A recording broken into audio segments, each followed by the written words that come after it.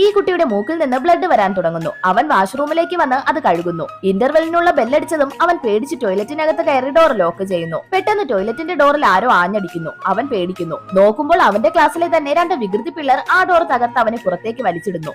എന്നിട്ടവർ അവൻ ഷൂവിനകത്ത് ഒളിപ്പിച്ചു വെച്ചിരുന്ന കാശ് തട്ടിയെടുക്കുന്നു. അവൻ അവിടെ നിന്ന് രക്ഷപ്പെട്ടോടുന്നു. പക്ഷെ ഒരുത്തൻ അവന്റെ കയ്യിലുണ്ടായിരുന്ന പെയിന്റ് ഗണ്ണ് വെച്ച് അവനെ ഷൂട്ട് ചെയ്യുന്നു.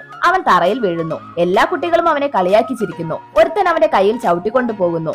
ആക്ച്വലി ഇവൻ ഒരു പാവം പിടിച്ച കുട്ടിയാണ്. അതുകൊണ്ട് തന്നെ എല്ലാ കുട്ടികളും അവനോട് പ്രശ്നമുണ്ടാക്കുന്നു. ഇതിൽ നിന്നെല്ലാം രക്ഷപ്പെടുന്നതിനായി ഇവൻ മിററിലേക്ക് നോക്കി ആർക്കും എന്നെ കാണാൻ പറ്റാതായെങ്കിലെന്ന് വിഷ് ചെയ്യുന്നു. പിറ്റേ ദിവസം ഉറക്കമെണീറ്റ് വന്നവൻ കണ്ണാടിയുടെ മുന്നിൽ നിന്ന് ബ്രഷ് ചെയ്യുന്നു. കണ്ണാടിയിൽ നോക്കി അവൻ ഷോക്കാവുന്നു. കാരണം അവൻ ഇൻവിസിബിൾ ആയിരിക്കുന്നു. അവൻ തന്റെ ഡ്രസ്സ് ഊരി കളയുന്നു. അമ്മ അകത്തേക്ക് വന്നിട്ടും അവനെ കാണുന്നില്ല. അതുകൊണ്ട് ഇവൻ ശബ്ദമുണ്ടാക്കാതെ ഞാൻ നേരത്തെ സ്കൂളിലേക്ക് പോവുകയാണെന്നൊരു നോട്ട് എഴുതി വെക്കുന്നു.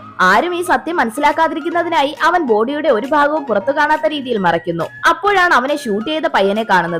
അവൻ പ്രതികാരം ചെയ്യാൻ തീരുമാനിക്കുന്നു. അവൻ തന്റെ ഡ്രസ്സ് എല്ലാം ഊരിമാറ്റി ന്യൂഡായി തന്റെ ക്ലാസ്സിലേക്ക് വരുന്നു. എന്നിട്ട് ആ പയ്യന്റെ പെയിന്റ് ഗണ്ണെടുത്ത് പഠിപ്പിച്ചുകൊണ്ടിരുന്ന ടീച്ചറിനെ എയിം ചെയ്യുന്നു.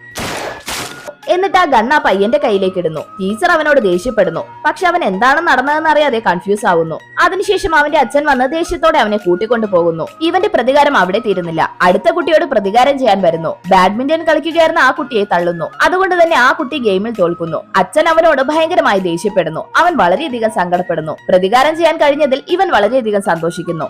അവൻ വീണ്ടും തന്റെ സൂപ്പർ പവർ യൂസ് ചെയ്തുകൊണ്ടിരിക്കുന്നു. ടീച്ചേഴ്സ് ഓഫീസിൽ നിന്ന് പുറത്തുപോയ ടൈമിൽ ഇവൻ അകത്തേക്ക് വന്ന് തന്റെ എക്സാം പേപ്പർ എടുക്കുന്നു. എന്നിട്ട് ആൻസർ ബുക്ക് എടുത്ത് അത് നോക്കി പേപ്പറിലേക്ക് എഴുതുന്നു. മകന്റെ സ്കോർ അറിഞ്ഞ് അമ്മ ഹാപ്പി ആവുന്നു. ഒരു ദിവസം അവൻ താൻ ഇഷ്ടപ്പെടുന്ന പെൺകുട്ടിയെ കാണാൻ വരുന്നു. പക്ഷെ അവളെ ആരോ തട്ടിക്കൊണ്ടു പോകുന്നത് അവൻ കാണുന്നു. അവൻ അവരെ തടയാൻ ശ്രമിക്കുമെങ്കിലും സാധിക്കുന്നില്ല. അവൻ വീട്ടിലേക്ക് വന്ന് തന്റെ സൂട്ടും ഇട്ടുകൊണ്ട് അവളെ രക്ഷിക്കാൻ വരുന്നു. തന്റെ പവർ യൂസ് ചെയ്ത് അവൻ ഗാർഡ്സിനെ അടിച്ചിടുന്നു. അവസാനം അവൻ അവളെ കണ്ടെത്തുന്നു. അവൻ ഇപ്പോൾ സൂപ്പർ ഹീറോ ആവുക മാത്രമല്ല തന്റെ പ്രണയം നേടിയെടുക്കുകയും ചെയ്തിരിക്കുന്നു.